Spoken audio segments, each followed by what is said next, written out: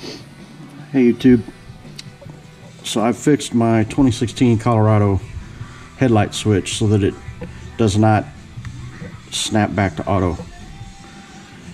And inside there was this little spring. It's housed right in the corner. If you pry this apart,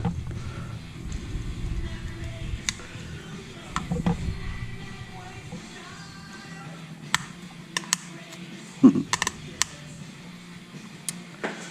we'll start on this end.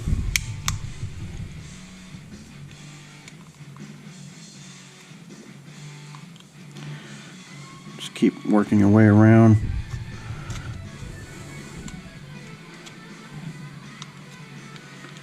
Now when this comes apart, there's going to be a small bar. It's a little piece of metal. It's meant for the detent on this for each position when it stops. So, and you'll see it, it's right there, and on the other side it's right there. So when we pull this out, it's going to come with everything. You see how that's in there? And there's little flat spots on this white part. It's these little lands that this thing sets on. So you're going to have a fun time putting that back in. I'll show you how to do that in a moment. But this spring had been located, stuck down in here. So if you just pull this out, that's all you got to do. So now for reassembly, I've already done this once and it's kind of a pain in the butt.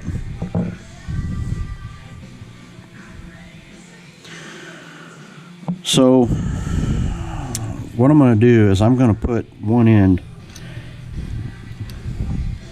If you look, you can see some slots right there and right there that this fits into.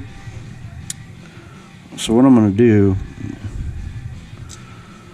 I'm going to pop one end out and let that sit off to the side like that. Then we'll take our headlight switch, put it back in. And while that's in there, now you can move this over to its required spot. And then I used a pair of hemostats to get that pushed back down where it's supposed to go. So that's all the way down in there.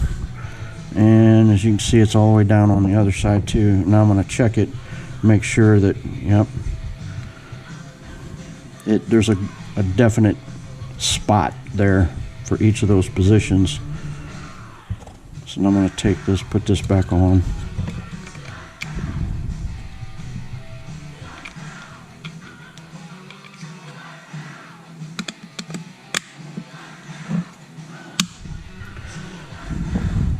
All back together. And there's a definite detent in each of those spots.